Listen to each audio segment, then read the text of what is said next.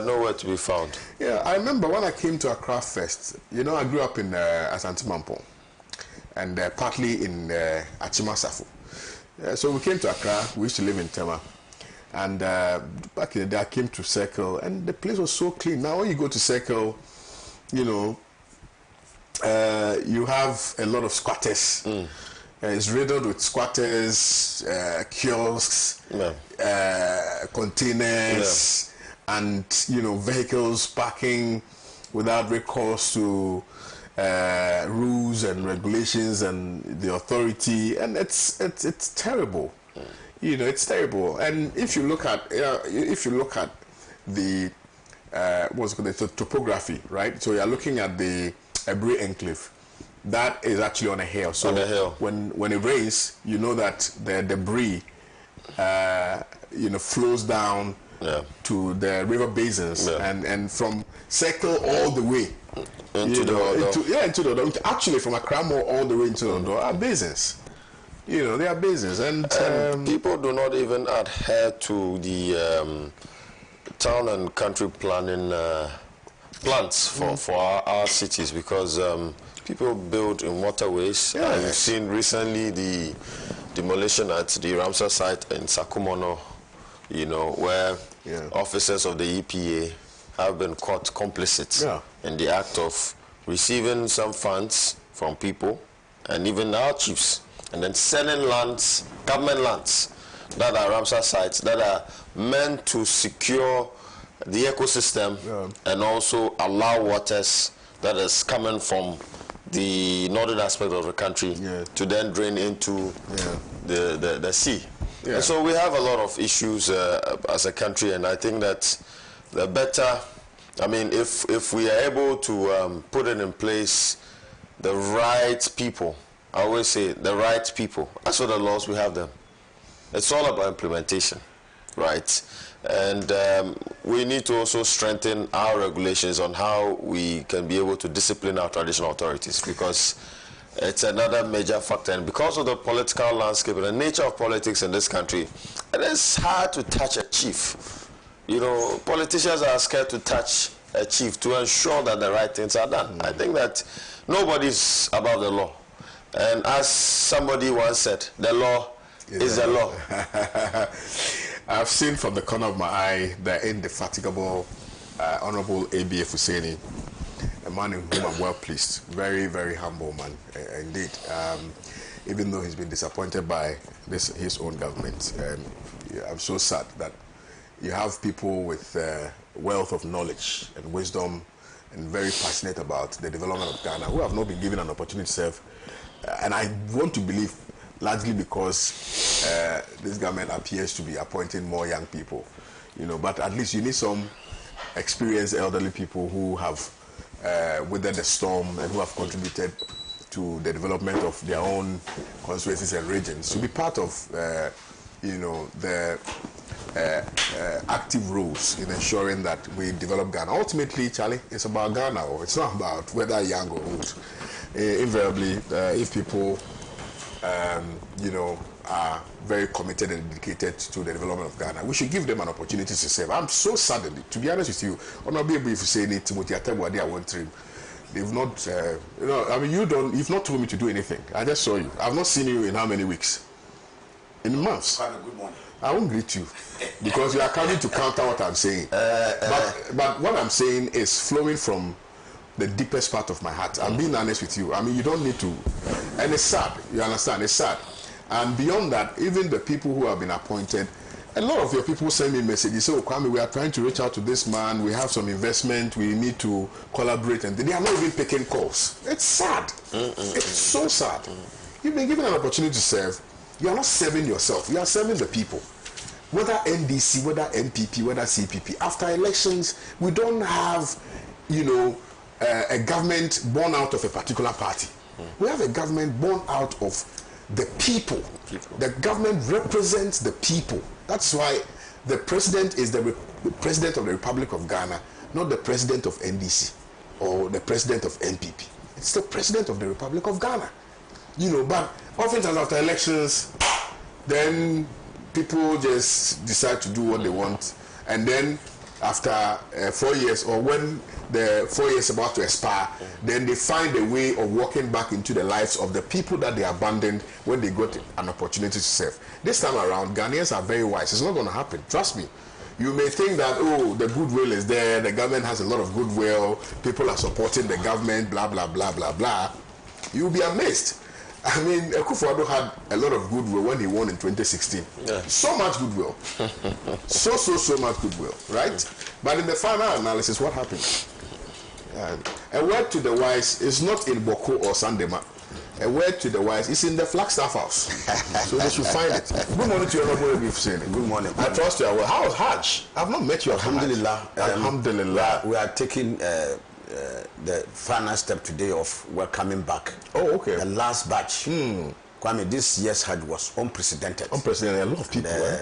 I can see without any idea of hesitation. The Almighty has been so magnanimous, and His Excellency President John Dramani Mahama is a huge blessing to the Islamic community. Yeah. Never in the annals of our country's history has a president, a leader shown so much concern for the welfare and competent organization of the Hajj. I mean, we had the lowest price in the sub-region, if not even in the entire African continent. You know, the goodies were many. For the first time in our history, the passport office was brought to the Hajj village. People used to wait for their passports, even the Hajj would be over before they get passports. This time, with the magnanimity of His Excellency the President and Honorable Samuel Okudzeto Ablakwa, fantastic minister, did a great job, and people assessed their passport. Kwame, within maximum period 72 hours. You know, the President provided free of charge. What, you know, Kwame, there's a quite this and that.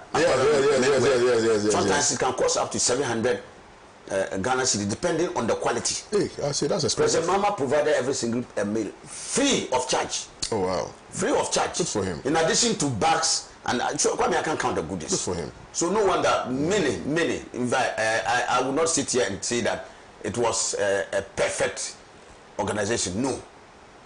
No human enterprise is perfect. There always will be one or two areas where you can always do better. But I can say overall, it's a fantastic performance. So we are welcoming the last batch of the pilgrims today. Welcome back. 14 flights. Welcome back. Yeah. Wow. Welcome back. 7 in Accra, 7 in Tamale. That's quite a revelation. Yes. I didn't know. 14 flights. Wow. Unprecedented, Kwame, the highest number in the history of the Hajj. Never before in the annals of our history. So it's about 6,000 pilgrims. Last year, in spite of our quota, we could do only 3,005. So this is a qualitative jump. Yeah. So Kwame, I think that more than quantum leap. Yes. So fantastic. That's a better word. Yeah. Kwame, let me say a good morning to yourself. We miss you. I know you are a man of many parts. A politician, a lawyer, a DJ. Kwame, you are combining two minutes. I wanted to ask Amma to tell you to shed some of the this, because if you continue at that program, they will see you only once in a month. You know, yesterday I had an impromptu trip that I needed to embark upon. Yeah, and so I was there, and I received a call. We have to go to Liberia. So yesterday I had to, but I had to cancel because plans. So Kwame, let me say good morning to you. Yeah. Good morning to my brother, very knowledgeable guy. Very knowledgeable. I pray, I still pray, and I say, Kwame, in relation to what you said, let me say that I have not been abandoned by the NDC. You have not been abandoned. Yes, Kwame. Let me. I know that there are people who think because of what they perceive the role you have played, something else should have come to you. But I always say that His Excellency President Mahama is the coach. Kwame, he knows where to deploy people at what times. And I won't sit here, like I say, in any enterprise, there's no perfection. At the moment, I'm serving on the Public Procurement Authority Board. No problem. Yeah. So let me give you this narrative. In the wisdom of the president, let me finish. I will not let you finish. Neither would I take anything away from the president in terms of his knowledge and understanding of governance. Yes. We all do know that this is his second term in government, and so he has some wealth of experience in relation to making his appointments, in relation to knowing who can best perform where, etc. I can agree with all of that. Nonetheless, if you Black Stars were to go and play against Brazil, and you know the kind of quality Brazil as a team have, and you are selecting your best 11, would you go for Team B, Team C, or you go for Team A and include some people from Team B to make sure that you have a solid team to perform? I mean, these are early days here, but these are my personal observations. I'm not saying that. These are my observations, and I'm entitled to it. I will not take it away. I would be the first person to say here that the appointments His Excellency President Mahama has made are top notch. Look at the handling of the economy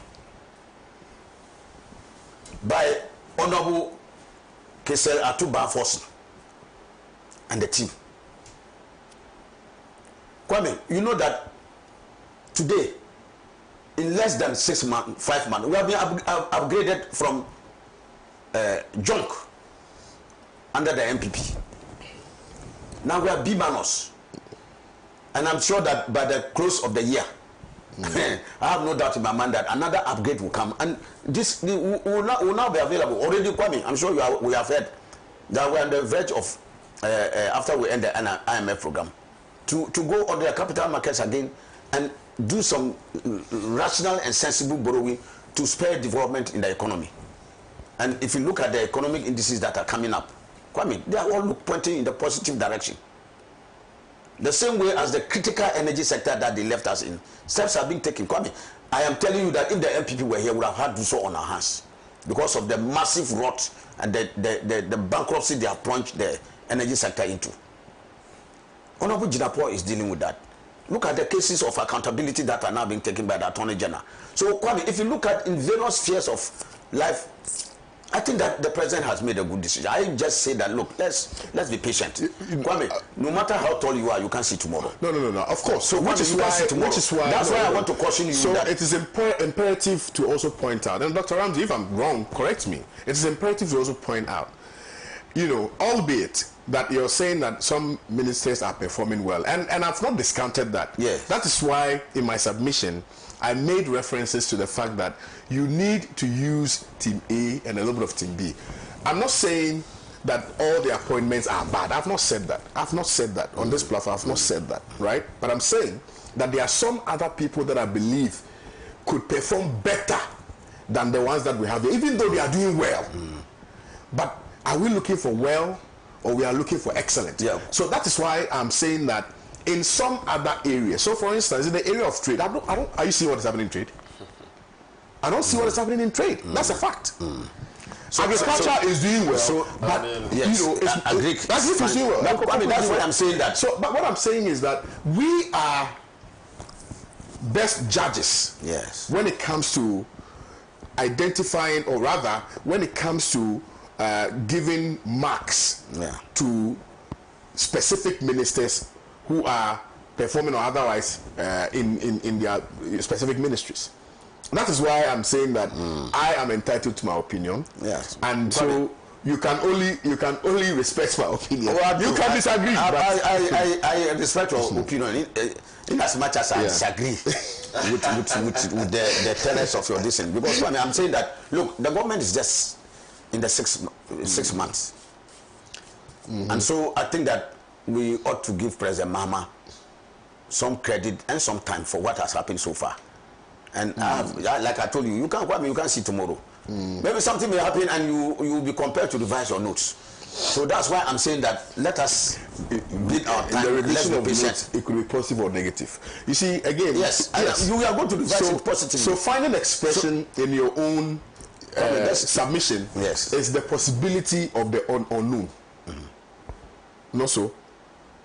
Yes, unknown. But in terms of, for instance, you are talking about the performance of the economy. Doc, he made mention of the performance of the economy, not so. And, it's praising Kesel Atuba for doing a yeoman's job. And as we speak today, there's nothing to the contrary which would not make us appreciate what's his name, Atuba is doing, right? So all of us are in agreement. And then the governor of the bank. And the governor, most importantly the governor, because he handles the monetary aspect of our economy. So as we speak today, there's nothing for us to disagree on. However, like we are rightly indicating, we may not know what will happen tomorrow. Yes. And so within this space, we can appreciate. But when it gets to a point where perhaps, and I'm not a naysayer or doomsayer or whatever it is, but we will definitely have bottlenecks. The undulating nature of the economy may be more pronounced going forward. And when we get to the point, then we would know whether or not I would crave your indulgence that we should move on. Like I said, let's give some bit of time and see. And don't forget also that the president is clothed with the requisite power and authority to change, to reshuffle. So wherever he thinks that in his wisdom somebody has not lived up to expectation in any ministry, department, agency, whatever, he trusts President Mama. All right. He will do the needful and the right thing. And I believe that this is a president who is focused, has a vision. President Mama is not cowed by anybody. It's not like a president who passed, who was scared stiff of reshuffling because certain apron strings had been tied to him. President Mama, you can trust me. Dr. Ramsey, it will be unfair to you if you don't react to some of the things which we have said. What I want to add, Kwame, is that I still, President Mama made clear that he would tap talents, not just only in the NDC, but even from outside. Okay. So I still want to hammer on that message that it is important that other talents that are there, and I'm sure you can already hear even sometimes some people, party people complaining that there are even people who are not known members of the NDC who have been retained in position. That's right. I think it's part of the thing that the President Mama, I think that wherever there's a talent that can inure to the benefit of this country, I think we should tap it. And I am of the opinion, maybe if I'm in a minority or not in the party, that you must selectively, of course, there's no argument that the preponderance of appointments in the district will go to NDC people, no doubt about that. But there are skills and talents and others that we ought to tap to ensure that this country progresses, for the economy to be better and for the lives of our people to improve, for the NDC to live up to its manifesto promise of being the social democratic party that works for the underprivileged, the poor, the disadvantaged. Kwame, we should do that. All right. And so I want to plead with you to don't kill a mosquito with a sledgehammer. No, we are just we are being. I'm not saying you are unjustified, but I'm saying that please let's I just want to make the point that we just have to watch over and advise where necessary, criticize where necessary. Sure. So that is what we are doing right now. So I'm on the top of the tower. You understand? Having a bird's eye view of what is happening, and then we can criticize when necessary. I'm not going to sit here and criticize unnecessarily. Inshallah, Kwame. Inshallah, inshallah. Things will go fine. All right, Doc. You listen to Kwame. Yes. This conversation is born out of my, if you like, critique of the fact that some people that I personally believe, because I've encountered and that they can best serve in government, have not been given the opportunity to serve. Honorable Abi Hussein vehemently disagrees with me and says that he's not been abandoned. Well, I see it differently. There are some other people that I believe ought to be given an opportunity to serve as well. Timothy Atabuadi Awontrim, for instance, has been abandoned, like properly abandoned, by this administration. I don't know what he has done. I don't know why, but I know that he's very committed and still committed to the cause of Ghana's development. And so, you say, you yourself, you have a proverb. You said the testicle that will grow to become what? You spot it. But I'm not sure this is this one fits. That's not the testicle. This one fits. This one is not a testicle. It's different.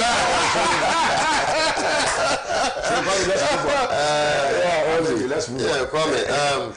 I think I concur to what you're saying, and I equally also understand point of view of Honorable A.B. Fuseni. Yep.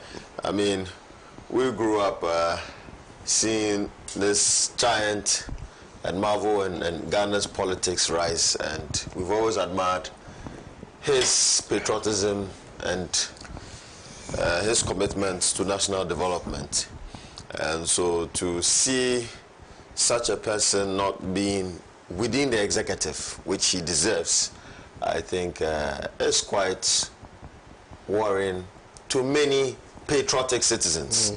And I think that it's of a patriotic view to espouse such dissent on why he's not there. But I think, as he reiterated, it's the discretion of the president, and the matter is best known to the president. But we hope and pray that Honorable A.B. Fuseni would get what he deserves so that he can be able to contribute to our national development. You know why I brought this up? Yeah. You know, I've not seen you in a long time.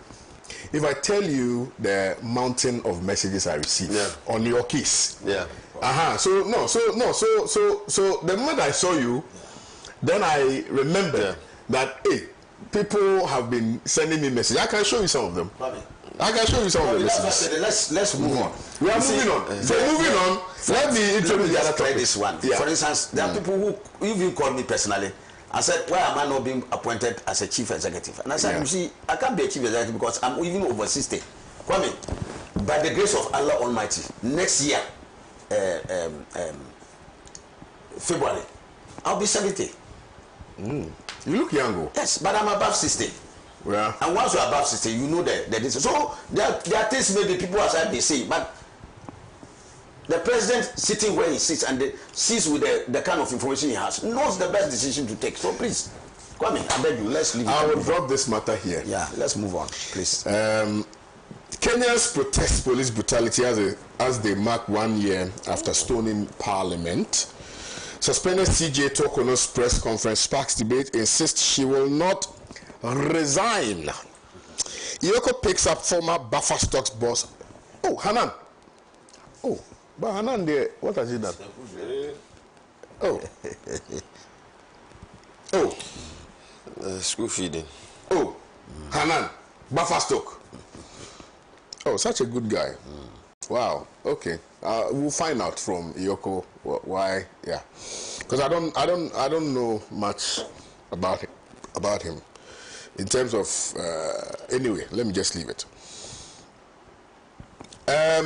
So, Honorable, let me start with you on the first story. Yeah, Kenya, and I believe you also followed the events in Togo. Yeah, young people have thronged the streets of Togo in protest against the exact same things which the Kenyans, fought for. It appears there's a certain wave, and I think this was predicted many years ago by yourself and Mr. Pratt, that very soon we're going to see this wave of change blowing across the continent, particularly by reason of the disaffection that the young people have against the political elite, and that they want their lives bettered, they want their aspirations met, they want their dreams advanced and achieved. But it appears that over the years, I mean, the leadership that we've had across the continent have not necessarily provided them with the opportunity of achieving their aspirations, and therefore the need for them to, be very more heretic, in expressing their displeasures about how the governments have conducted themselves over the period. And like last year's Kenya's demonstration was telling. I think it was just the beginning of many others that would follow. Togo yesterday, I don't know which other country would face it, but clearly we are seeing some signs of the young people growing very, if you like, increasingly becoming restless. That's the word I'm actually looking for, and looking for a certain change, Honorable. Yeah, Kwame, I have not saluted my Burkina people of the Sanaro constituency and the viewers of Pan-Africa, the great viewers of Pan-Africa who make this station the leading lights on the media landscape. Kwame, Kwame, the story of Africa, as I have always said,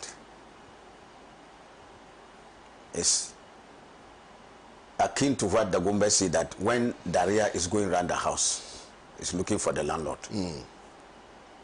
Kwame, we are gravitating on the same point, and I will say it time with that number, that the panacea for Africa's woes lies in the continental unity of the continent.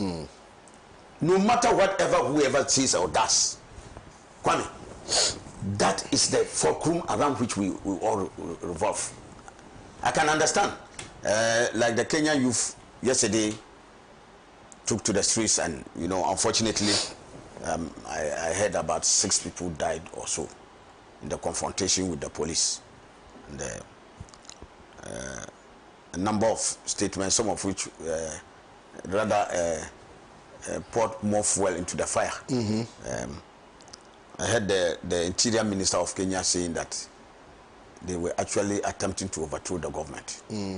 So I don't have the facts that they have. But Kwame, it is important for us all to understand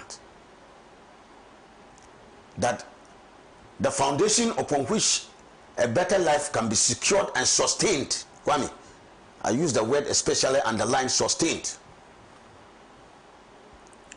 is for Africa and African nations to have control of their resources, and on top of it, make judicious use of it. Clamp down heavily on corruption and thefts, embezzlement, stealing, naked thievery of resources that are meant to enhance the quality of life of our people. Kwame, that is the sine qua non for a better life for our people.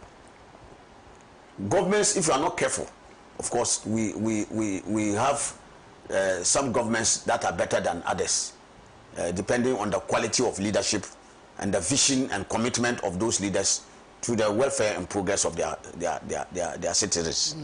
So, but at the end of the day, Kwame, my contention is that if Africa cannot unite and control its resources and use that resources in competition against other blocks in this on this web, and here I'm talking about ASEAN, you have NAFTA, you have EU, all those economic blocks of powerful nations. Kwame, I've been saying that, look at Ghana competing against Germany. Do we have a chance to beat them? Or UK? Or France? Or Niger competing against France, its colonial master? Kwame, so, and these countries, already powerful as they are, do not even find security in today's global space. And they think that the answer is to coalesce, not to balkanize. Whilst the powerful nations are coalescing, Africa, which is weaker, is balkanizing. Kwame, look at the contrast. And so I say that, look, Kwame, we should return to the great vision of the legendary founder of this nation, Osagyefo Dr. Kwame Nkrumah. And Kwame, that is why I want to pause here and salute His Excellency President Mahama for restoring July 1st. And 21st when this outgone government, visionless as it was, threw away July 1st. Kwame, that July 1st was one of the most significant after independence. It was July 1st that we truly became an independent and sovereign nation. Kwame, remember from 1957 to 1960, the Queen was still the head of state of Ghana. And no bills passed by the Ghanaian parliament could become law without the assent of the Queen. True. The Queen was a ceremonial head of state, and no other important national ceremonies could take place without the Queen. So the Queen, even from England, will have to send her representative down to Ghana to exercise sovereign rights of Ghana when we were independent. And can you imagine this, a government of this country that would have thrown away such an important day when we truly seize that thing? So Kwame, these are the hallmarks for which I say that the Continental project of uniting Africa and controlling our resources is a panacea to us. Because Kwame, you cannot give what you don't have. True. No matter what the Kenyan government may want to do, and I'm not here to defend any action of the government. If they don't have the economic wherewithal, Kwame, you cannot give. Even in Ghana here, sometimes there are some demands. We are just facing the issue of the nurses and others. Kwame, a government that has just come into power for 5 months and then you throw all this avalanche of demands on the government. Immediately, how is the government going to respond? When the government has not even budgeted for it, it's not in the budget for you to actualize it. So you need to take time, adjust, and mobilize the requisite resources. So without appearing to be speaking for the Kenyan government, I'm saying that it is possible that what is there is not there. There may be other reasons people may bring out, corruption, some other issues for which people are taking resources, and others. I will stand with the youth. And let me say that today's youth, Kwame, for me, provide a very bright prospect for our future. It appears to me a lot of them are motivated by the decision to stand up and fight for the interests of their nations. They are motivated to clamping down on issues of abuse by the leaders of their countries of state resources and depriving them of a qualitatively better life in the future. Because the more the current generation plunders the resources of the country, they are jeopardizing the future of the youth. Yep. And so, in standing up to fight and ensure that their heritage is not filtered away, Kwame, it's something that we need to applaud them for. So, in as much as I applaud them, I think that, Kwame, there must be some very measured restraint. Yesterday, I looked at some of and you may have that as part of excesses of demonstrations. Some shop owners and others who they were interviewed and they complained that their shops were broken into and looted and some level of destruction in some areas. I'm sure that it is possible for us to make all these demands and fight for this legitimate rights without carrying it to the extreme. And I want to urge that for leaders who are organizing such demonstrations, they must be wary of the infiltration of potential extremists who may want to do certain things outside the realm of what the demonstration is seeking to achieve. Right. So that we will make just demands and follow it up, and for leaders to also exercise maximum restraint. I think that in a demonstration, I don't see why maybe police should go to protect demonstrators and the public by arming themselves with live ammunition and firing live ammunition. I'm sure that we can do better with better riot control. Kwame, you may have at West tear gas or some water cannon, which can be used better to at least disperse potentially riotous people who have fallen outside the realms of what the law provides. So I think that, Kwame, yes, I salute the African youth. You mentioned in Togo too, similar things are happening about the decision. Kwame, they all gravitate at one common thing: the material means of sustenance and livelihood. True. So for me, that is the bigger question African leaders have to answer. The AU project that was founded in the aftermath of the development of the Organization of African Unity, OAU, for me I would even say the OAU was even more vibrant in championing continental African unity than the AU. Many African heads of state today appear to be satisfied with sitting over authority in their small enclaves. Yeah. And they're working for the bigger continental picture. and until we do that and liberate the continent's resources and let Africans control their resources. People have been insulting and saying nasty things about this. I'm not a fan of the U.S. president, Donald Trump. But he says that America first. You will take all resources and make sure that it's for America. So, Kwame, why can't we also say, if we also tell Trump, Africa first, and make sure that we also keep our resources? Because, Kwame, the more people take away our resources, the less we can get to anchor for the well-being of our people.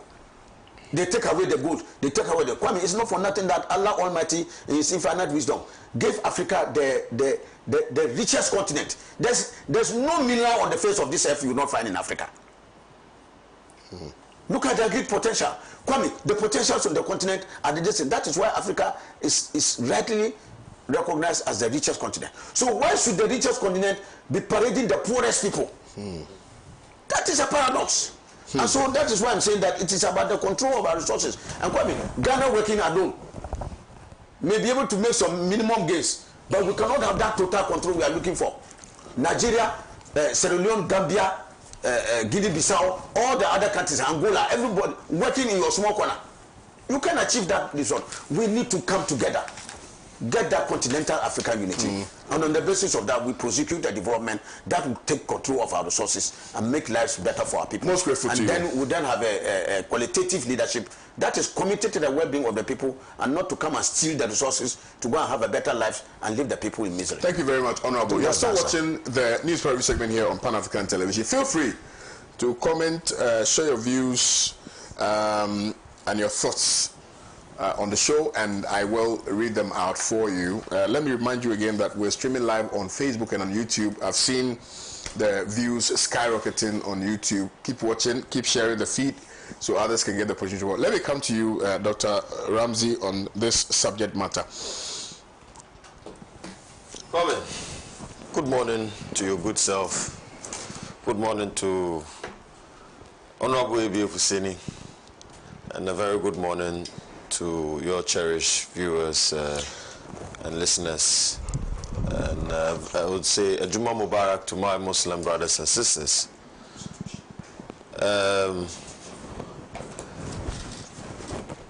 Kwame, Jomo Kenyatta, the founding father of Kenya, once said that our children may learn about heroes of the past, and our task is to be architects for the future. In his statement, Jomo Kenyatta was a prophet in prophesizing a lot of the issues that Kenya is facing today. Kwame, the current protesters in Kenya, which are dominated by the youth, people would use all kinds of derogatory names on them. We'll call them criminals, looters, right? And I would say sycophants who are seeking to achieve the bidding of the opposition. But I stand to differ because I have friends in Kenya and I have questioned them on the current happenings in Kenya. And Kwame, you realize that the situation in Kenya is no different to what we have suffered here in Ghana and across the continent. Today and into the future, 60%, and this is by the UN report, by 2050, 60% of the world's youth would be in Africa. It means that currently, and getting into that year of 2050, Kwame, there are a lot of young people in Africa, a lot of young people that are yearning for a change, a lot of young people that are yearning for a brighter future, a future that enhances equality and ensures prosperity for all, and a future that would ensure that no matter who you are, what language or what tribe you belong to in Africa, your merits and your potential and your competence would ensure that you are in a better place in society. Unfortunately, this is a paradox because a lot of young people with great potential, great ideas, I mean, strong vision, are not given the opportunity, right, to thrive and succeed in their various countries in Africa. And that is why the Kenyan issue is a test case for a lot of African leaders to wake up and realize that the youth are rising and are becoming tired of a kakistocratic system that they are propagating and their form of governance that seek to turn a democratic nation into a principality where they think that they are princelings and princes and queens who can triumph on the happiness of their citizens. Kwame, if at all, I know that there are manners and ways in which police should manage a riot or a crowd. Absolutely. And if you come to our jurisdiction in Ghana, the Formed Police Unit, FPU, is one of the most disciplined units in our Ghana Police Service. And they are tasked to manage crowd control, right? Kwame, I'm surprised to hear that over 16 people were shot by live rounds in Kenya. I've seen videos on X where a gentleman was shot in the head. Yeah. A university student. Yeah, I'm surprised. Shot in the head. In today's Africa, we are seeing pictures of our past. I mean, this should be pictures that should be coming from a colonial regime, but not from your own indigenous African regime. Kwame, it's sad. And Ruto must really take bold steps in apprehending those people that manage the riots. I'm talking about people in government. Because you cannot kill one life, Kwame, and go scot-free. What is the issue with you remarking an event that helped change the political narrative in Kenya that was led by the youth? What is wrong? There's nothing wrong. In Ghana, we have Kumipreko. We have the lives of the June 4th celebration and all that. Right? And we remark all these events because they are significant in our nation's history and how we are able to tailor a political system that upholds to the ideology and tenets of democracy that has been able to shape in our governance system to date. And that is why we've been able to enjoy the kind of peace that we enjoy today. Kwame, I am highly disappointed in the leadership in Kenya.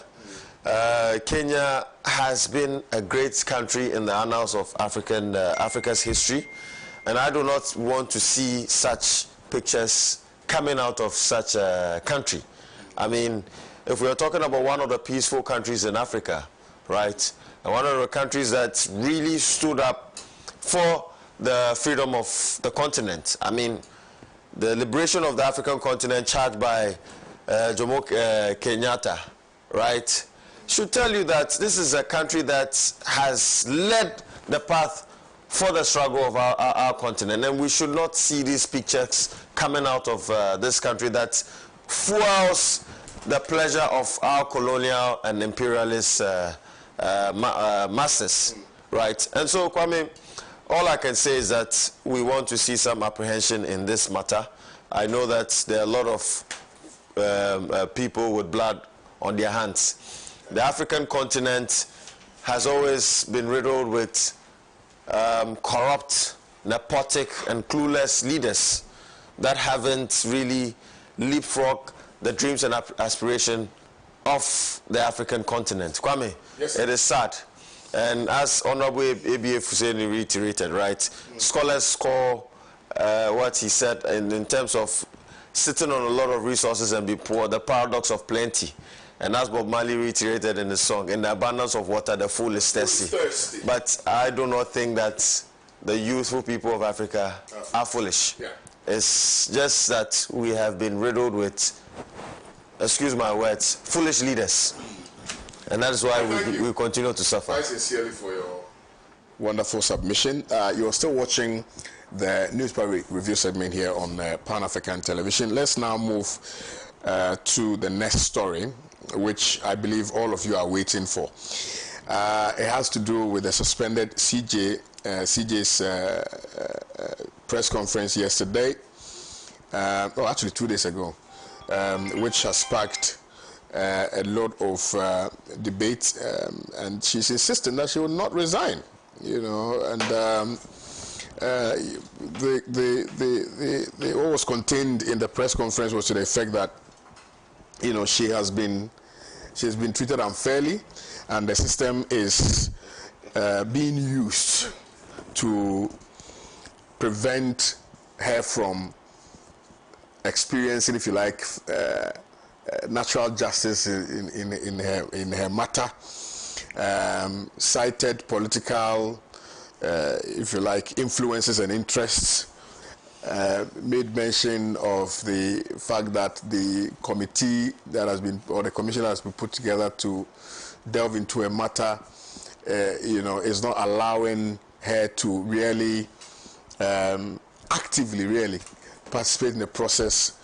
Her lawyer being denied, the evidence that she needs to buttress her facts, not really made available to her. So essentially, there's no disclosure.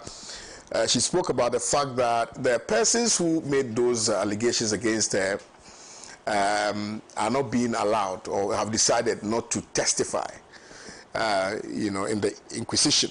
And in her own estimation, that is against the rules of natural justice. And it's so telling of how we can contradict ourselves in matters where we ourselves are involved in. But let me start with you, Dr. Ramsey Inusa. What sayeth thou? Comment. The accounts have a saying, and Honorable Ebi Ofuseni will help me translate that in Dabani. Come, yeah. That's a number pro, not affinity. When we all sat on this honorable platform and adjudicated the matter in regards to the performance and the conduct of this hopeful former Chief Justice, Kwame, a lot of people thought that we were doing propaganda. But today, the snake is out of the box. Kwame, if you look at our judiciary in terms of its performance, right, our judiciary has declined, and this is an all-time low in our country's history. Between the period of 2017 to 2024, as posited by the Mo Ibrahim Governance Index, our judiciary autonomy declined by 50%. So what it means is that there were a lot of invisible forces or external hands pulling strings within our judiciary. And as I can tell you on record that President Akufo-Addo, together with Dr. Mahmoud Bawumia, connived to appoint 176 persons into our judicial system. I'm talking about judges. 176. 176. Never in the history of our country. You mean from the lower courts? Lower courts to the upper courts. 176. Never in the history of our country. Kwame, if you look at the Afrobarometer report, about 97% of Ghanaians have lost trust in our judiciary. And they perceive our judiciary to be corrupt. And we've had this woman at the realms of affairs leading the charge. A person who swore an oath to defend, to protect, and to uphold to the 1992 Constitution today is seen acting in contravention to the 1992 Constitution. If the head of the judiciary would do that, then whom am I? Kwame, as somebody will say, whom am I? Whom am I, Kwame? Kwame, if you look at the press conference, and I think that we all hold fidelity to the law, especially the Chief Justice. And if you listen to how she's trying to link or find a nexus between what she's going through or the procedures that she's been taken through to the killings of 3 judges in 1982, I think is quite unfair. and it is a smear on our country's history, right? And for a person of that figure to try and touch healed wounds again, it's uncalled for. After, indeed, President Kufuor established the National Reconciliation Committee to heal these wounds and to make amends. And that is the reason why we are enjoying such a peaceful democracy in this country. Absolutely. And for such a character to re-echo such dark days in our country's history is quite unfortunate. But again, if you look at even her speech, I don't know if she wrote it or it was written for her, because there are certain facts that she stipulated that were not true. According to her facts that were not true. And the allegations that she made were frivolous, vexatious, and should not be tolerated by the general public. And that is why, because of the tenets of democracy that we enjoy in this country, we can come and sit on this platform and to correct the wrongs. Okay. Kwame, in her statement, she said that her uncle or her relative, who was a major, Major Accra, was killed, was part of the people that were killed, in addition to the 3 judges. And that the plot and the planning to kill Major Accra occurred in Edu Lodge. That is why the committee set up by the president under Article 146 of the 1992 Constitution, right, went to or took the proceedings to Edu Lodge to intimidate her. That is not true. In her speech, she said that the judges were murdered on June 30th, 1981. That is not true. That never happened in the annals of our history. There is nowhere, and I can play it if you allow me to play this, because these are matters of record. And if you allow me, Kwame, because I recorded. Oh, but I'll. If. No, proceed. You proceed. Yeah, no, but I. The Edu Lodge facility that the hearings have been conducted in featured very prominently in the planning of the murder of judges on June 30th, 1981. Okay. I think that you had June 30th. 1981. 1981, I heard it. In our country's history. My mind to it. In our country's history, there's nowhere, and I've read wide about the past political. June 30th, the Liman government was that's 1981. 81. It was not until December 31st, 1981 that the. That's why there's an inconsistency. That's what I'm saying. It's an inconsistency. I think the Liman government was still in place. And Kwame, if you read the SIB reports, right, in regards, I glanced through, it's a huge document. I glanced through just to pick out certain points that she was stipulating, and how she stood there blatantly to say that I'm referring to the SIB reports, go and check. Kwame, Edu Lodge was indeed stipulated in the SIB report, but this was what it said, that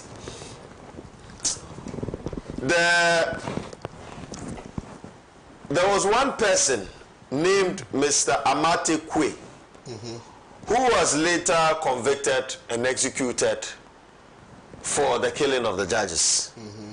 This man, Amate Kwe, met with Captain Kojo Chikata in front of Edu Lodge. Kwame, listen, in front of Edu Lodge. And that the meeting happened on the 31st October 1982. The committee, the SIB committee, was established on the 15th of July 1982. Right? And the killings of the judges happened way before he met Mr. Amate Fio on the 31st October 1982. The killings of the judges happened on the 30th of June 1982. Kwame. So the meeting between Captain Kojo Chikata and then Mr. Amate Fio was because Captain Kojo Chikata was trying to extrapolate his witness statement data so that Mr. Amate Fio will not go and say something in the committee that would affect the young government, because at that time the government was only 10 months old. The PNDC government was only 10 months old, and that if he goes to say something that really vindicates the claims by the opposing figures or proponents within the discourse in regards to the killing of the judges, it would create some form of public uproar, because there were huge public uproar about the killing of the judges. That is why the SIB was formed. Kwame. And so there was nowhere that stated that the meeting between Captain Chikata and then Mr. Amate Kwe happened in Edu Lodge. So that is a blatant lie. And this Chief Justice, I mean, knowing that she is a person who has been a practicing lawyer, knows that when you come out to make statements like that, I mean, you are misinforming the public, especially when it's a statement in regards to the history of this country. Kwame. And then to talk about even the whole phenomenon of this SIB report, Kwame. It is true, yes, and it's been vindicated and implicated that Captain Chikata was the mastermind behind the killing of these judges. There's no two ways about it. And you know, people were very... Is that a record? Oh, well, it's part of the SIB report. Because it never was established that... No, it was never established. So but if you put it that way... No, it was created that was established. No, but it's part of the SIB report. I am just quoting according to the SIB report that Kojo Chikata was the mastermind. But, however, it is also written that because of certain political influences, where it is even stipulated that some investigators were chased out of the country, they went on exile. Honorable Ibifuseni. Some people that were investigating the matter were put on exile, right? Other people who were witnesses of this issue were chased out of the country. And that if you look at the whole situation, people that suffered the wheels of justice were the lower ranked officers and not the top ones. And this was as a result of political influence. If the Chief Justice knows this history very well, Kwame, hasn't she repeated the same thing? Kwame, if the Chief Justice is saying that political actors influence, right, or perpetrated miscarriage of justice, and which her uncle was a victim of, didn't she do the same thing? How so? How so? Yeah, explain to me. She was the Chief Justice of this country. And what? Where the people of Sao. No, she was a justice of our court. Where the people of Sao were denied a representation, coupled by political interference. She was a Chief Justice. Where, Kwame, cases within the Supreme Court, right, that she had an interest in, as seen by the petition, right? Mr. Ofori has petitioned, and as part of the petitions, Mr. Ofori stipulated that because she didn't like Mr. Ofori, she pulled some strings to ensure that there will be some form of miscarriage of justice to Mr. Ofori's cases. Thirdly, Kwame, she was a Chief Justice where our political, landscape, right, infiltrated the judiciary system, where Afenyo Markin, and I hear that the Supreme Court doesn't even sit on Friday, right? But due to her aligning with the MPP and allowed herself and her office to be influenced by the MPP and the executive, she received a petition from Afenyo Makin, or a writ, I'll say, a writ by Afenyo Makin, honored the writs and had a sitting on the same day in the afternoon and then adjudicated on the matter. Unprecedented in the history of our judiciary. Isn't that political interference? And so if you want to relate us or find a nexus between our history of what happened in 1982, that some political actors interfered with the proceedings in regards to the killing of judges, including your uncle as well, and you allow yourself to also perpetrate such act, then what are you talking about? Okay. This is double standards. Conclude for me. And so, Kwame, what I can say is that, I mean, thank God that we are living in a peaceful country. I'm so surprised in this Chief Justice, because why would you even reveal to the public that this hearing is happening in Edu Lodge? Why would you disclose it? Because if you look at Article 1468, it says that the proceedings will be held in camera. Can we? Yeah. In camera. It's a private meeting. It's a private event. And so you do not have to reveal such secrets of the location of the proceedings. If today the MPP supporters who are supporting them gang up and go to Edu Lodge, and the NDC supporters also gang up and go there, I mean, are we not fueling chaos in this country? Kwame. So I think that it is a very infertile posture by the Chief Justice and hopefully the former Chief Justice. And we think that she has really vindicated all what we have said about her. And it is time the President and if indeed the committee should expedite the proceedings so that we can have a credible Chief Justice and a competent Chief Justice man the affairs of our judiciary. And let me also say that the acting Chief Justice is doing quite well. I have had the honor of taking some letters to the Judiciary Secretariat, testing the pulse of our judiciary, and I think that, Kwame, the system is really working. And what I would pray is that I mean, do not buy into her propaganda. I mean, this is, I would say that her press conference has really turned her into the Abronia of the judiciary. Yes, Kwame. On that note, let me let me welcome into the studios Mr. Sakasali. It's been a while, sir. Yeah. I trust you're well. Yeah, Charlie. You look good. The school is beating you. It's not easy. I know.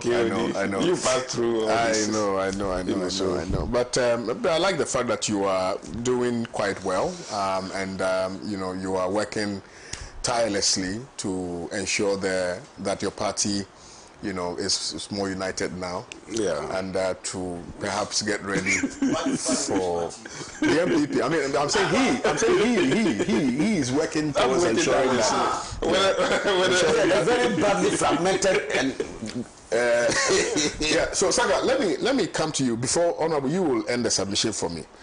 So let me allow, especially also because Saka just came in, let me give him an opportunity to. Yeah, you have to comment. No, I'm coming to you. Yeah. So let me come to you on the Chief Justice matter. I'm sure you assist with the topic. Oh yeah. All right, please proceed. Yeah, thank you very much, Kwame.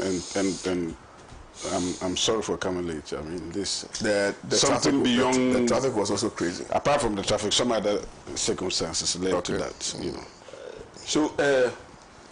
Kwame, there's no time, please let him speak. But I was going to say, if they had brought the sky train by now, I'm sure you'll be here. Don't mind.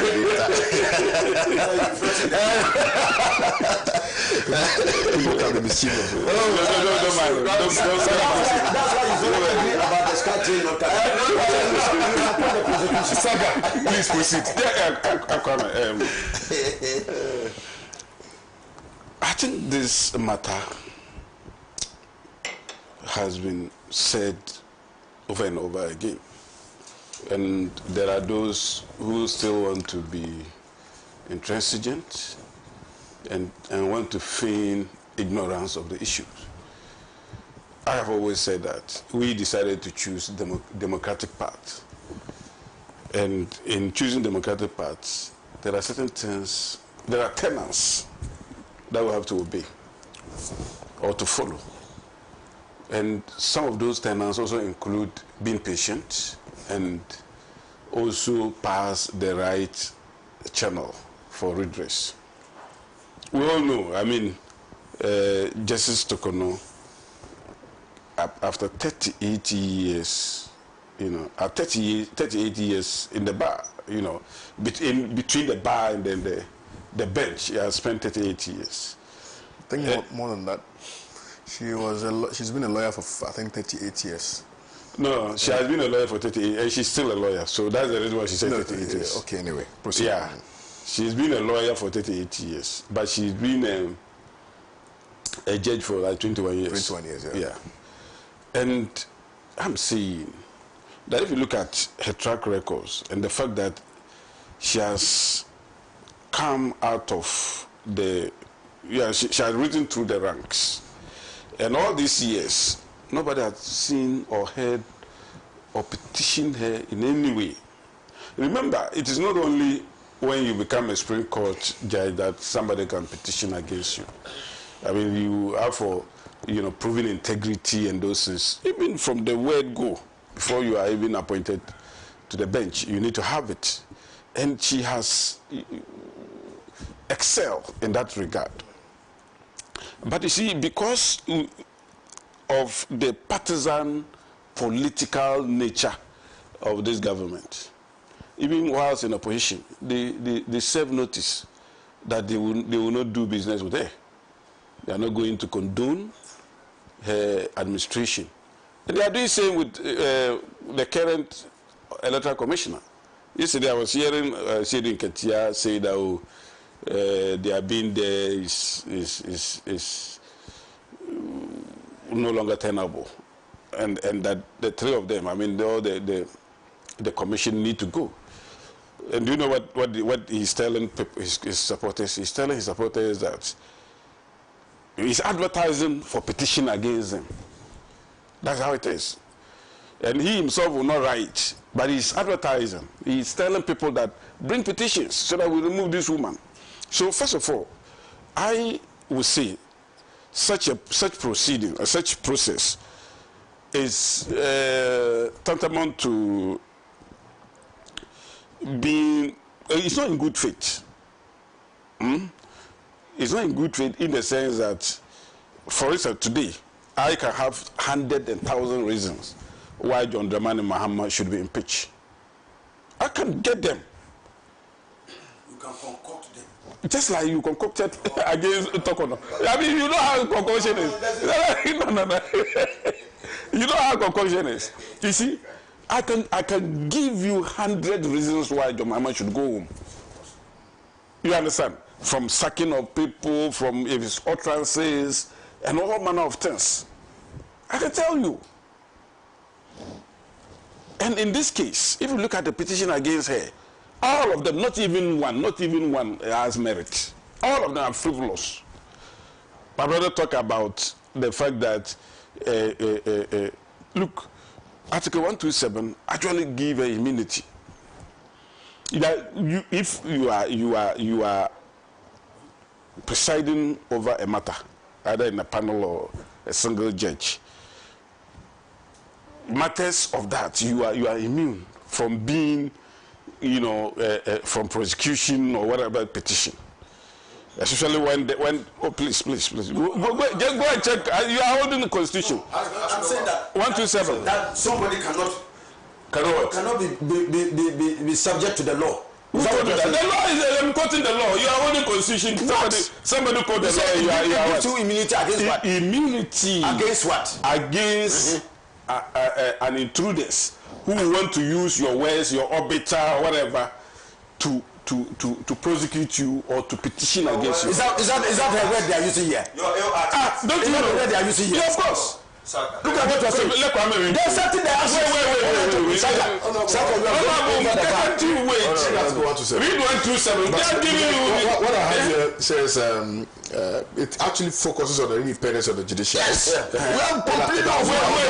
Wait. It outlines provisions to ensure that the judiciary operates free from interference from other branches of government. Let me what did he say? It says in the exercise of judicial power of Ghana, the judiciary in both its judicial and administrative functions, including financial administration, is subject only to the Constitution.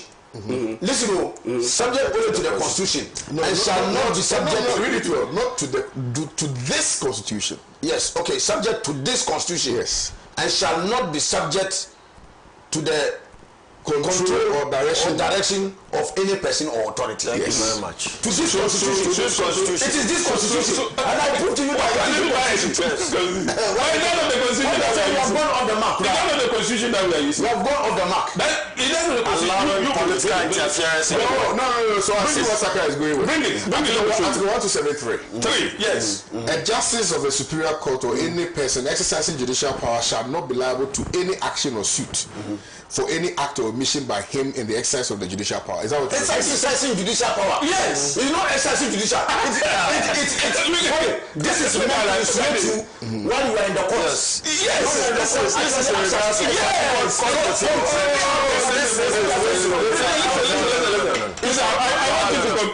When you are sitting on the bench and exercising the authority, it's better. You are educating a lawyer.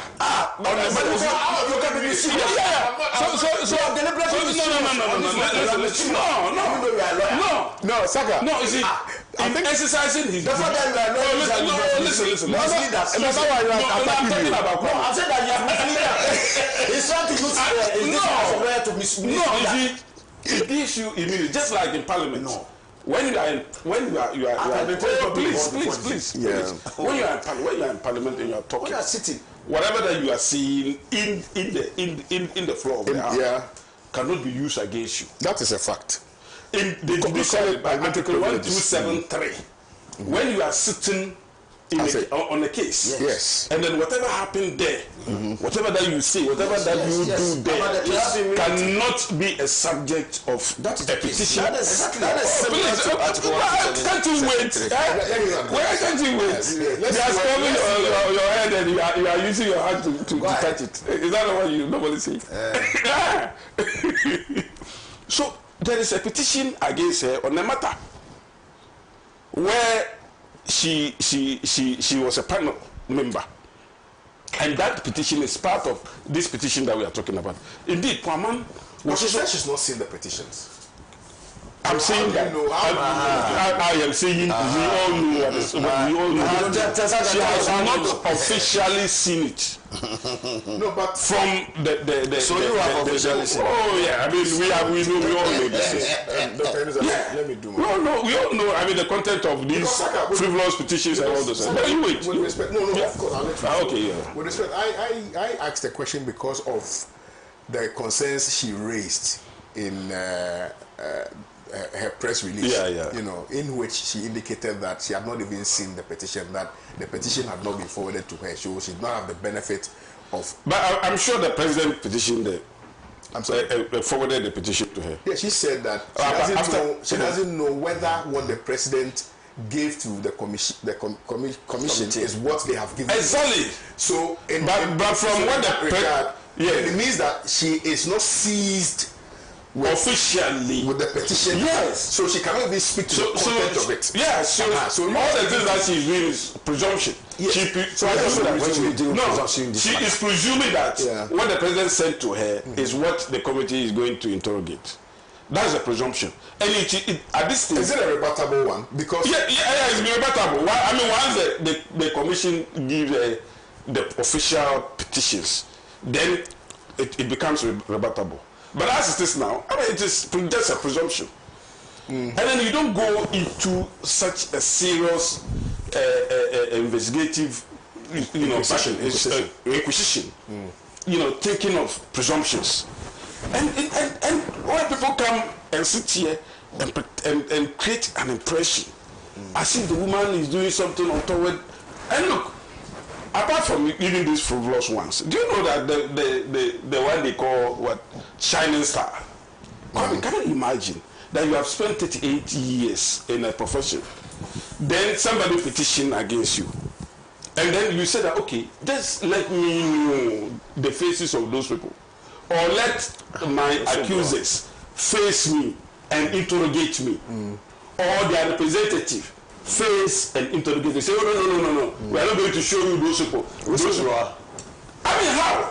But Seka, with respect, are you aware that people can rely on whatever statement they've made as evidence in court? No, I'm not because see, and I'm asking this question respectfully in relation to, for instance, the election petition where the electoral commissioner who was decided not to. Exactly. Yeah, but that is different from this. No, it's not. It is completely different. How is it different? It's completely different. The electoral commission case, she says that after the defendants had come out, after the prosecution, after the defendants, the petitioners had come out with their case, she said, okay, let's rely on your case for whatever it's worth. I'm not going to go into the witness box to adjudicate your case for you. So whatever, if you tell me that, oh, I've stolen your goods, and then the prosecution asked me to come and defend myself, I said, okay, let's just use, I mean, the statement of the accuser for what it was. So that's what they want to do. But this one, no. Why? This one is a petition against her. And she was given a chance to answer. He is saying that, let me see the faces of those who are petitioning against you. For all you know, it might be the man who is using a pseudonym. With respect, that's not what was said. So that's not what was said. What she said was that she needed the petitioners to be in the box so her lawyers can get an opportunity of cross-examination. Apart from that, that is one leg. Apart from that, she also said that these people are faceless. They don't know them. He doesn't know even a single one of them. Knowing them or the when we say no, it doesn't mean that you should, like, I know you. No, because but you should see who and who. Saka, let's. Okay. And then especially when the names are a normal name. It's not a name. It's juristic there. Yeah? At least it's a corporate name, but it's not a name of a human being. So you want to know who are behind this particular thing, and then you subject yourself. Okay, you people accuse me of doing ABCD. I am here. Ask me the questions, or label. I mean, a label or whatever. The accusation of me, and let me also ask you questions. And they said, no, you embarrass them, so we won't allow that. And then somebody will come and sit here and say that, I mean, she deserved to go quickly. I mean, if you look at she was giving money. She went outside to spend the money and brought the balance. But the people made it look like, oh, she went and spent money with the children, herself, and then the husband and all that, and did not account for it. So if you look at all the petitions against her, they are all frivolous. And especially when the president, the NDC, Asiru Ketia, Alaji Ebi Fuseni and Co. were all over the place saying that she has to go, even when they were in opposition. And now that they are in opposition, they are making good of whatever that they say. And then you think that this is not accentuated with malice. Indeed, if you look, somebody will say, I mean, just looking at the raw law, I mean, the law, go mechanical, ABCD, that the president did not flout any law and all those things. The president flouted everything, even including the Article 296, the discretion, because that discretion, you know, if you look at the Article 296, well, C. It talk about the fact that he has to come out with a CI to explain how he arrived at the prima facie determination, because this is a quasi-judicial process. The president has not done that as we are speaking, even though it's rippled with case laws. And then somebody said, "Oh, show me any law that shows that the president erred." The president erred in law. Which law? I'm explaining to you, say which law. I mean, I gave you Article 296. I told you Article 296. But I just explained it and you don't understand. What you have said is not convincing. What you are not convincing. And especially, you see, in law, if maybe I want to remove somebody and I'm now fetching for evidence of removing him, it's malice. But if the evidence itself presents itself that this person has done A, B, C, D, and therefore you look into the evidence and saw that no, the person needs to go, that is good faith.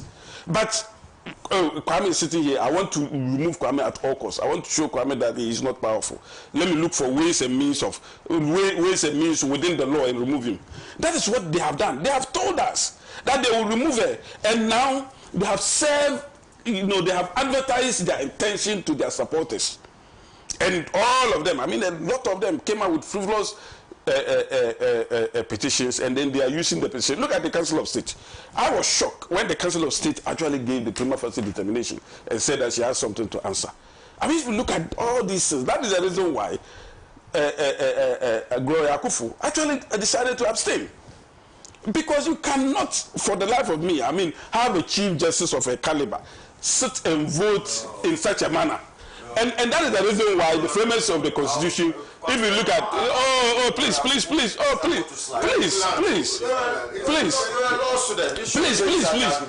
that is the reason why the framers of the Constitution, if you look at the draft Constitution, even though it's draft, I mean, it gives their thinking. When it comes to the determination of prima facie, they did not say that all the members of Council of State should vote. They said the Judicial Committee of Council of State should take that determination. If you look at the draft Constitution, that is what it says. Now you went and brought it to one people, some of them don't know even what the law is. And then you said that all of them should go and vote. And then they went and voted. But I'm saying, you don't understand. This is, you see, if you don't understand, say you don't understand. I am saying the framers of the Constitution, those who went and of the Constitution, and you see, the draft captured the minds of those who wrote the Constitution, what they were thinking, and in that draft Constitution, they said that. You mean the Consultative Assembly? Yes, they said that it is not all the members of the Council of State who should vote for prima facie determination.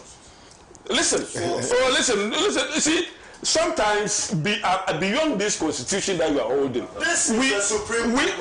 doesn't matter. Sometimes, you see, these people don't understand. Sometimes, you see, sometimes you want to know the minds of those who wrote this. You have to go beyond the Constitution. To sometimes you even go to other constitutions before this one, in order to get their mind. And I'm saying that when they drafted the Constitution, even though it's a draft, it is not working, and we all know that. But it gives their mind what they were thinking. And they said that it is not all the members of the Council of State who should vote when it comes to Article 146 for the determination. But it has to be the Judicial Committee within the all right. And it's Article 1468 stipulated there. No, 1468 is about Article 146. It's about camera. I'm just on the so please don't. No, but these are issues. These are issues of content. Now, Kwame, he did make mention of Gloria Akufu. Honorable, please. I mean, she doesn't want to take her reputation by voting on this frivolous case. You cannot make such frivolous arguments here. Honestly, I'm so surprised. You know, as a law student, that you have the principle of natural justice, where in law you are told not to be a judge of your own case. Sophia Akufu has been a former Chief Justice before. So is that a case? No, listen. She has been within that jurisdiction before. So is that a case? And that they can say that she can influence. Nobody will say that. Oh, no. Please, we know how you guys please.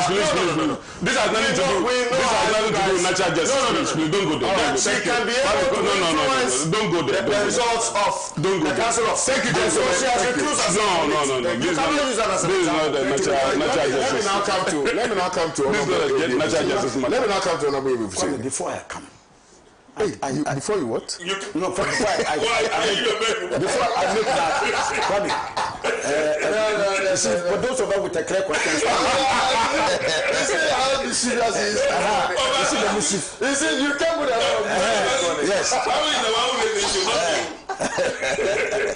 Kwame, before I make my presentation, Thank you very much. I've clarified this.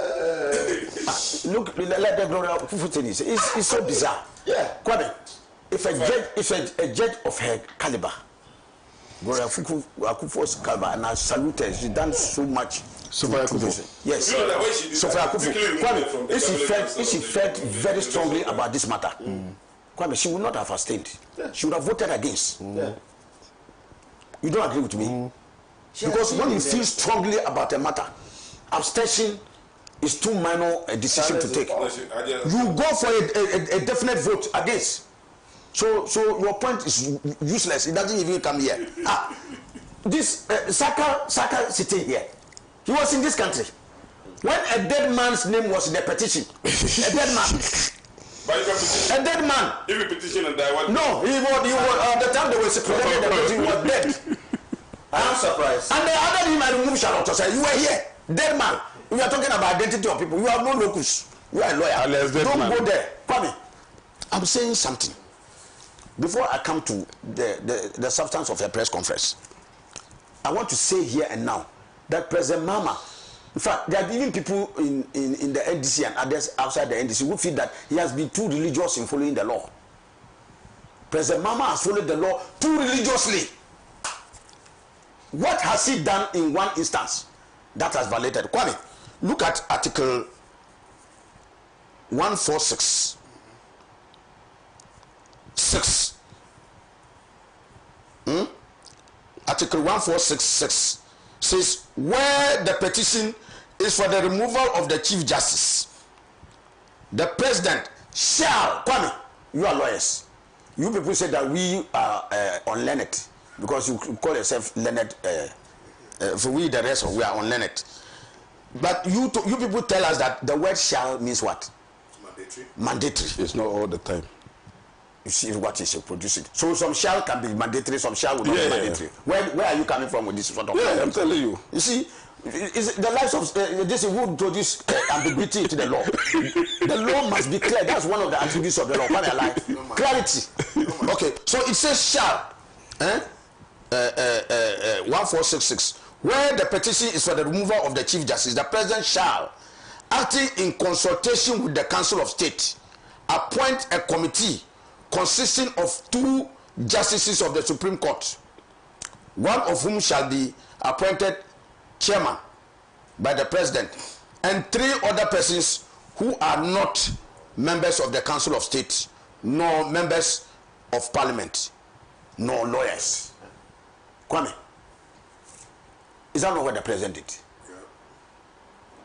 Did he not refer to the Council of State? And was it not upon the advice of the Council of State that the President proceeded to appoint this committee so authorized in Article 1466? Is that not the case? It's not upon the advice. It's look at the advice. The committee appointed under Clause 6 of this article shall, again, Kwame, again, shall. So the President has no discretion in this matter. Shall inquire into the petition and recommend to the President whether the Chief Justice ought to be removed from office. Kwame, is that not what the President has done? Then Kwame, 8. Kwame, listen to this. All proceedings, it says what? All proceedings under this article shall be held in camera. One of the very frivolous things the Chief Justice, the former Chief, the suspended Chief Justice is trying to do is that she is waiving her rights. Kwame, Where in this constitution was a right created for people to waiver? Well, it's a right. It's not her right. She has no right. No right is created for her. You are a law student. So maybe wait until the distinguished lawyers point out to you. There is no right. No. There is no right. There is no right created here. Please stay. Let me show you the right. Stay quiet. Under Article 1468, no right is created here. In fact, even not a privilege. No right is created here. It says that all proceedings under this article, it uses the operative word shall. You have no discretion. When the Constitution uses the word shall, it's mandatory. And so it is mandatory under the law here, when this committee is so set up, legitimately by the president, to have all hearings done in camera.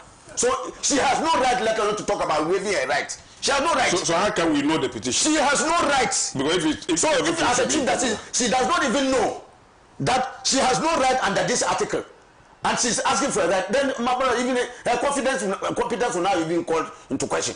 Because as chief justice, she should know that no right has been created here for you to even ask for a right to be waived.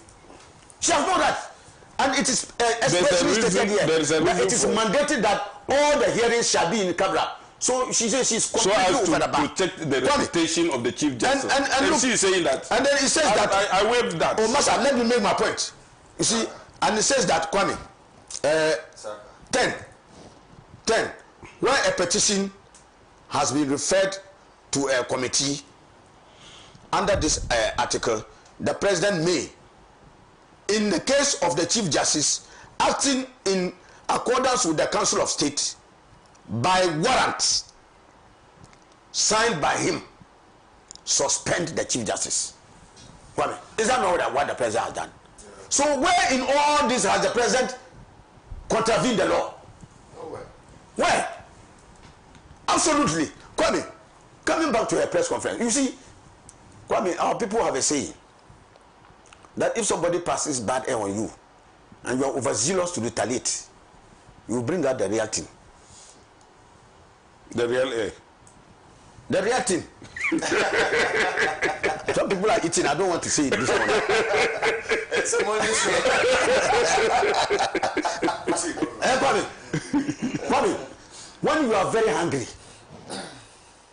you don't jump into the cooking pot, but when they are making food for you, you exercise patience for the food to be cooked for you to take whatever is yours. That is what the chief justice, you are falling right into the cooking pot. Get yourself out. Kwame, is it not there in the judiciary who tell us, and she is famous for this statement that the law is the law. Alai? No matter how aggrieved you are, the law is the law. She's giving a taste of her own medicine. But the law is not that. An accomplished medicine man who doesn't want to take his or her own medicine. They are giving her own medicine today. She's running away. You are taking the law is the law. Stranger kids. Kwame, no matter how you aggrieved or disenchanted you are, the law is the law.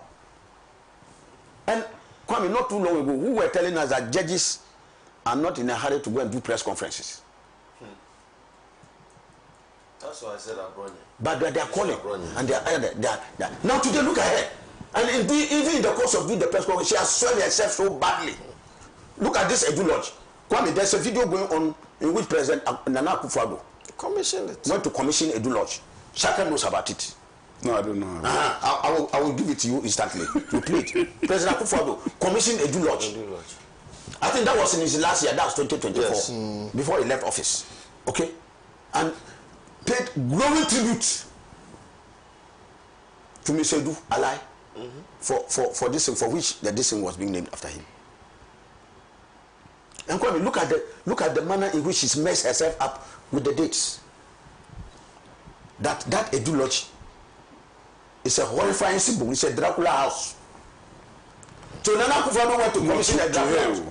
Not to everyone. Yes, to her. That's what she said. She said to her. Yes, that's what she said. One of the memories that. Yes, so that's what she said. It's a Dracula house. It's a terrible house. Yeah, to her. Not to everybody. Nana Akufo-Addo went to inaugurate a terrible house for us in this country. To her. And that is what it is. Oh, if it is to her, that's what it is. Is it not telling her to believe her? That this is what she said. The memory that. I'm saying that she's telling her so that we can believe her. Is that not the case? But that is not true too. And in doing that, look at the mess up. Which listen that 1981. 1981. June 1981 instead of 1982. 20th June. But why did you people kill the judges? In June 1981, Why did you people kill the President judges? Hillary Man was still the president of the Republic of Ghana. Sakalai. 81 years. So, where? Which part of it? Yeah. You didn't hear. You didn't hear her report. What did she say about that? That meeting, that purported meeting between Amatekwe and Captain Chikata took place on 18th June. 30th June. 30th June 1981. That's what she said. So 30th June. They were the speech writers. Saka, maybe you were part of the speech writers. He was 30th June. He was 30th June.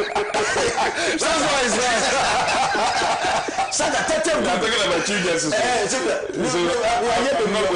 Part of the you contributed your Lord to sing to. 30th June 1981. Saka, who was in power? 30th June 1981. Who was in power? You guess. I'm not guessing. You don't need to guess. It's a matter of record. President Dr. Hillary Man was the president of the Republic of Ghana. So it means that So there was no 31st December for any judges and others to be murdered for any trial or for a meeting to be taking place on that core matter. For her to look at this house, this Edu Lodge as that. So you see that the woman is completely astray. No, they did that she didn't get well. But Masa, is it not your duty that before you are speaking to the nation? So your dates, your times, your events must be up to scratch. So assuming that we are all not vigilant and we are allowed to go, she has misled the country. So today look at the huge, terrible error she has made and has thrown the whole country into confusion. The whole country. Because it was a complete waste of time. You are the only person telling us that because this thing is innocuous. It's not young people who don't know the history of this country will take a statement for granted and say that Amatoke met Captain Chikara at Edu Lodge on that date. No, which is totally false. But they killed the judges. Totally false. Totally false. And apart from the date. Look, sometimes. I'm coming. What has her removal got to do with the doubt? Since we make a case, it's needless. I'm serious. It's needless. But she was saying that it's a protest against the leader. It's needless. Completely needless. Coming even to the substance of the matter. They never sat in anywhere in the Edu Lodge to hold a meeting between the two people that you have talked about. They said that the closest they came to a meeting in his car was Kwame, number one, in front of 4 months after the incident had happened. So how do you plan something 4 months after the incident had happened? So you see, I'm saying that this woman is a bundle of contradiction. You are saying that the two met to plan on the murder of the judges. At the time they even sat in the car of Amatekwe was 4 months after the incident had happened. So how do you sit to plan something that has already happened? So Saka, you see, you people don't mess up yourself like this. And some of you, at least if you have some decency, Saka, I believe that you have some decency there. Don't patronize such rubbish and add yourself to it. They've messed it up. Because it doesn't make sense. Whoever wrote that thing for her, if you are part of it, I think you should go and I guess it will be this man. You know, those who wrote the thing did the greatest disservice. The one who was in her distance. And so Kwame, who is that? That doesn't wash. Kwame, you are being wrong. But you finish. Let you finish. You see, don't disrupt. So Kwame, if you look at the tenets of the work, it was a total mess. She succeeded in messing herself up. And if there are even facts, you take this as a matter of this thing to court, she would have been convicted even with her own statement.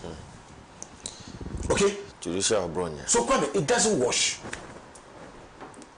And I thought that, look, the most honorable thing for her to have done, when I heard that she was going to speak to the nation and others, I thought that, well, she herself has seen the futility of her own case. That she's becoming an object of derision in the public. that she herself will see that, look, this matter, let her close it up with a resignation and save herself the honor. Because Kwame, clearly, even with this mess that she's putting out, everybody is seeing clearly where the case is going. Everybody can see. Even Saka.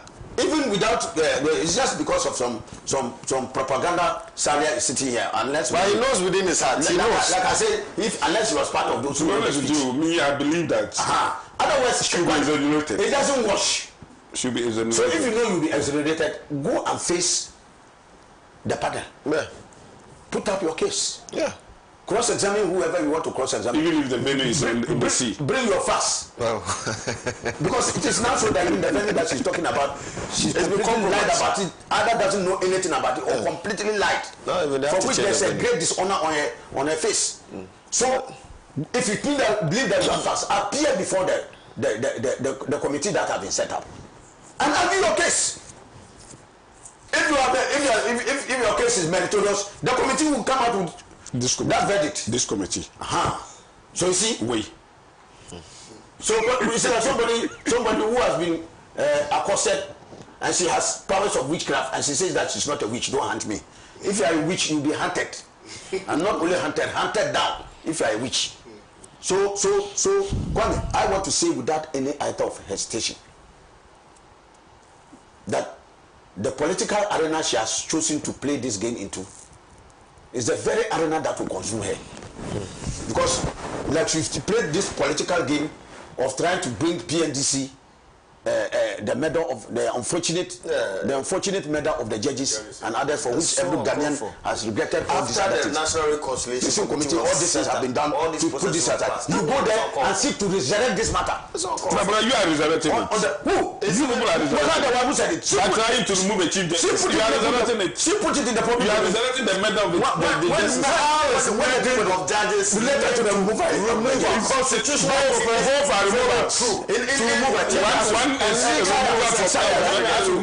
that the first time a judge? Is that the first time a Supreme Court? Somebody put a gun on the head. Wait, is that the first time? Say Akukosa, have you heard of his? But do you want I'm asking you a question. To those is that the first time? Is that the first time a judge? So are you proud of that? I just asked you a question. But that time we didn't have a constitution. Because that time are you proud of it? You are a lawyer. I'm not. You are a law student. Working towards becoming a lawyer. Yes. When you go to court, they ask you that. When they ask you a question, you answer the question, and if you have something to add, you add it to it. Okay, so ask the question. So I ask you, is that the first time a Supreme Court justice has been removed? Chief Justice has been removed. Has he been removed? You are saying that it's an attempt to remove her. Yeah, and that is frivolous because you don't trust the court. But this is not the first time. The wants to remove her. That's not the first time. That's what we are saying. The Supreme Court judge. So assuming she's removed, they are attempting to remove. I'm asking that. Assuming she's they attempted to remove Aban in the past. I am just asking. Even Accra. I am asking you a question. Have you ever heard Abukosa in Ghana was removed and we are still in balance? There's a second. Make your point. There's a second justice. It's not only Abukosa. There was also a second justice. I've just forgotten the name, but it is also. But I am indicating that is why the Constitution in one is indicated that for stated misbehavior. Yeah. Stated misbehavior. So that stated misbehavior is embodied in that petition, and it will be read before the panel, before the committee that is investigating her. When it is read to her and others, she will put up her defense. And that's why I say that she should have kept her silence and assemble her evidence. Even if she wanted to go and invoke this high court judges, she should have taken it to the committee to argue her case. That when I'm coming to a deal, I'm so petrified because I think it's a Dracula house. I don't want to be there. Just like she was saying, they attempted to remove him. Yeah, but it didn't happen. I'm sure there are two cases. I'm sure maybe it's Aban which didn't happen. I'm sure a second judge was maybe Aban. I'm not very sure, but was Aban not the Ghana Bar Association wanted to remove him, but it didn't happen. And I'm sure he wasn't removed. No, he was not removed. Okay. They said that I am sure that they should follow 146. You find out the two judges in our history at least that I know, apart from say Akukosa. But I am just indicating that she has done herself irreparable damage by doing what she did. and in such a dishonorable manner that it is full of lies. Even she can't even get her dates correct. The venue that she talked about, wrong. The people meeting in the lodge, wrong. The timing of... When you say the venue wrong, what does that mean? It is a venue. Which way? They did not meet in the Edu Lodge. They sat in the car outside. In the Datsun. Outside the Edu Lodge. Yes. Yeah, but that is still Edu Lodge. It's not if I go to President and I pass my car, Saga saying here, you come and tell me that I went to Pan-African TV and then Pan-African TV. If I stand in Pan-African studio, I was in Pan-Africa. It's not true. Are you in Saga? You are not. Saga. If you stand on the borders of Burkina and Ghana, doesn't mean that you are in Burkina. That road is not part of Africa. If you stand on the borders between Ghana and Burkina, this one is doesn't mean that you are in front of the border of Burkina. Doesn't mean you are. It's not a border. Please. So Kwame, please. All that I want to say is that the MPP, they be arguing that they are consummate Democrats. Then intrinsically they have a bounding duty to respect the rule of law. A judge, and the Supreme Court judge for that matter, does not carry a case where it is still under trial and you are a law student. You learn very fast that when you have a case pending before court, Kwame, you don't take that matter out and go and try it in the court of public opinion. Yeah, that's true. Even when your that is what all your rights have been. But there are processes. Let me finish my argument. There are processes to deal with that. Kwame, when a law is under the jurisdiction of a competent court of jurisdiction, you don't take that same case to the court of public opinion for trial. She just said in a famous music, the law is the law. She is falling flat contempt. But you were one of those who petitioned for the Mutate 3. And I think that this particular matter, the committee must take judicial notice of it. I know that I'm not too sure, I'm not a lawyer, I won't advertise my ignorance. But I'm not aware the committee has powers to convict anybody for contempt. I think they have the power. But they have the power to recommend to a high court. That is what I hear. For contempt proceedings to take place. If that is the case, I think that the court must exercise its right to ensure that this suspended chief does not run amok and become a lawless person, even as she has already exhibited crass lawlessness in some of her actions that are showing in this matter. So I believe that that one should not affect the trial and the quality of justice that we administered. Kwame, it's like we are all sitting in this room, and then the air is foul. You like and then suddenly I looked at and said, I'm not the one who nobody has said anything. Read this to Saka for me. Please, can you see that Saka is finding it difficult to explain himself? In fact, he's short of ideas and lack of thoughts. Please tell him we the viewers aren't illiterates like he thinks. Bansi from Soweto, he says, Kwame, I don't like your mood this morning. Your spirit is down. Yeah. Thank you, Saka. Thank you, Honorable Ibu, for saying it. And thank you very much, Doc, for your time. I'll see you guys on Monday. Have a nice day. Bye-bye.